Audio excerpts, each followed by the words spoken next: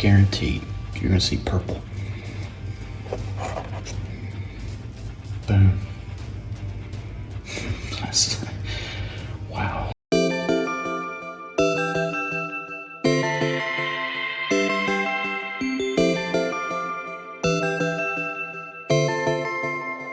We all remember this case, the Tuscan woman Melody Johnson, who poisoned her husband's coffee for months. The story goes that the husband told investigators in a criminal report he believed his wife was poisoning him with bleach in an attempt to kill him to collect his death benefits. Now, his suspicions arose in March 2023 when Robbie, a member of the U.S. Air Force, noticed that his coffee tasted foul while being stationed in Germany with his family. At that time, he and Melody were living together with their child, but was in a process of a divorce. Robbie continued to drink the coffee for 2 to 3 weeks before using pooled testing strips to determine what was causing the foul taste. Robbie told detectives that after testing his family's water, which generated typical readings, he tested his coffee and found that it contained high levels of chlorine. Robbie stated in documents that his wife knew he would prepare his coffee pot at night so that he would only need to turn it on in the morning to make his coffee. Court records show that Robbie pretended to drink the coffee for the rest of the time that the family was in Germany, as he did not want to alert authorities about his discovery in Europe. When the family returned to Tuscan in late June, Robbie installed a camera inside the temporary housing at the Air Force Base to observe his wife's behavior. The camera recorded a video of Melody putting bleach in his coffee. Robbie then filed a report to the Tuscan Police Department on July 6, but officers did not investigate further because the video footage he captured did not clearly depict what liquid Melody was pouring into his coffee. As a result, Robbie installed a higher quality hidden camera in his family's laundry room, where the bleach was located, and above the coffee maker. On July 18th, Robbie returned to the police with new video footage that showed Melody putting bleach into the container before pouring it into the coffee maker, which he said he used. After a search, investigators found that the liquid inside the coffee maker smelled like bleach, and Melody was arrested. As part of her plea agreement, Melody could be fined or sentenced to prison, probation, or prison followed by probation. Both counts to which she pled guilty carried the maximum sentence of 2 years in prison each. Now, in addition to her 3-year probation sentence, this judge, Javier Sean Lopez, ordered Melody to undergo a mental health evaluation, barred her from consuming alcohol, and prohibited her from having contact with her husband. With the probation sentence, Melody was set to be released from jail. In March of 2023. The couple was in the process of getting a divorce, and the victim believed he was being poisoned so Johnson could collect his death benefits. Johnson's husband caught on to the scheme after 2 or 3 weeks of his coffee tasting bad, so he took the investigation into his own hands. The airman reportedly purchased pool chemical testing strips, and the coffee pot water turned up positive for high levels of chlorine, even though the faucet water was normal. Johnson's husband would later tell investigators she knew that he would prep his coffee at night, so in the morning he just needed to turn on the machine to make his daily brew. According to reports, Johnson's husband even went so far as pretending to drink the cup of joe and waited until they were no longer stationed in Germany to report the incidents to authorities. Johnson herself was later caught red-handed by her husband, as hidden camera footage shows her trying to poison her husband by pouring bleach into his coffee maker. The couple then relocated to an Air Force base in Tucson, where Johnson's husband brought the video evidence to authorities, and she was later arrested. Fast forward to this year, Johnson would strike a plea deal with prosecutors. Initially, she faced a maximum of 2 years in prison for each count. However, the judge seemingly gave her a slap on the wrist, sentencing her to probation. According to reports at sentencing, Johnson's attorney told the courts her client suffered from anxiety and depression, even alluding to a toxic marriage and claiming her husband was abusive toward her. Now, with the accusations of abuse, the judge was lenient on Melody, with her lawyer's explanation calling it a strange case, even with her admitting what she did and pleading guilty, saying her time served in supervision outside of jail will be enough due to the mental illness, and the husband not recognizing the bleach smell seems to be an inaccurate way to try to kill someone. Well, yeah, I mean, this is certainly a strange case, at least the way, it began. You have a very serious charge of attempted murder. You take a look at, the facts of this case and the fact that there's admissions that the defendant admitted to what she did. And then you end up with a probationary sentence. Now, of course, I believe she spent a year in jail pending this case. So she never made bond. So essentially she's getting credit for that time that she's served already. But, she's walking out the door at the time of sentencing because, she's already served the entire length of her incarceration, and she'll now just be under supervision. There's so many factors that go into sentencing. So when we talk about sentences, we don't talk about them necessarily in a vacuum. Well, you did this and this is what you get. So there's factors like her mental health.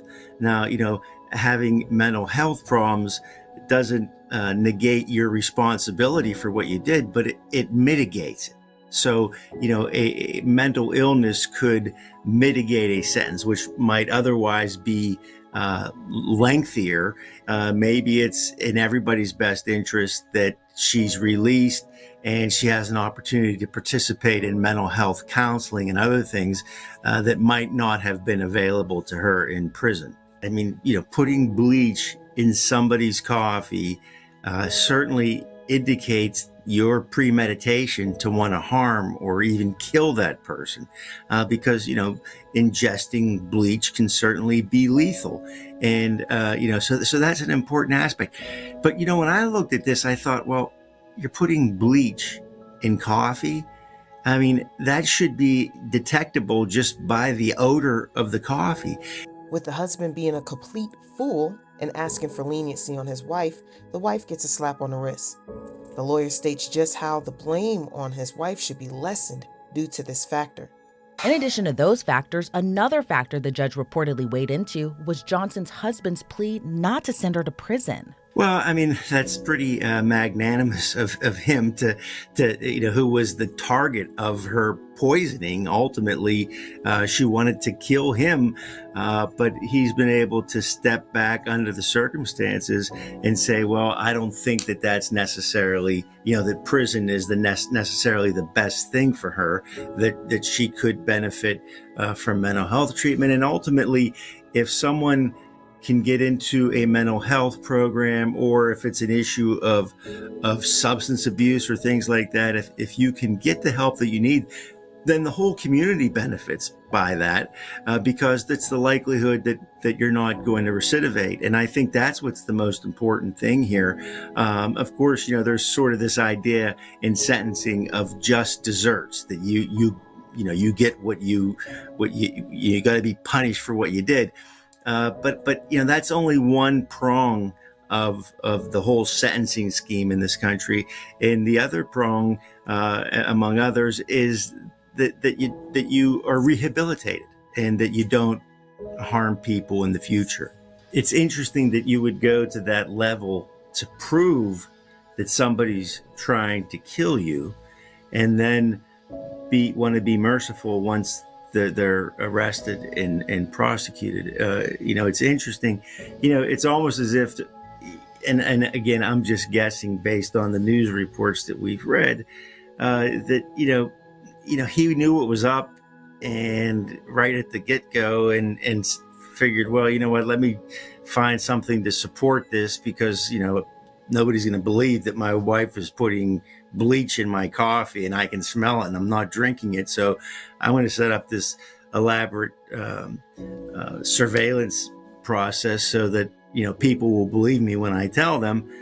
And so I think, maybe right at the outset, even though he knew she was trying to poison him, he also knew that it was really kind of an unsophisticated effort at it. And, just wanted to show people he wasn't crazy for bringing the issue up. Went out and got some, toxin that you couldn't smell and you couldn't taste, and, put that in his coffee. This whole diabolical plan, of killing somebody without them knowing that they're even being poisoned.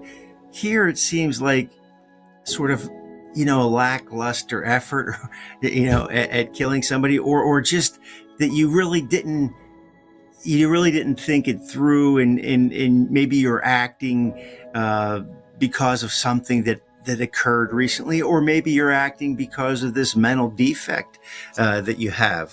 So while I think you're exactly right that it shows an intent to kill, on the other hand, it shows just how sort of ill prepared she was to carry out what she wanted to do. Now, with a story like this and no real charges being brought to this evil woman gives all other women out here with such a devious plot against their husband to try to commit the same crime. The husband not making an example out of his wife for literally trying to kill him for what he actually stated was because of his death benefits puts a lot of other men at risk in these unappreciative marriages. There has been cases like this in the past with Lorena Bobbitt, who physically mutilated her very own husband due to his abuse claim and served no real consequences in doing so. This has been an extreme motive for evil wives that just wake up one day and no longer wants to be with the man they chose in hand.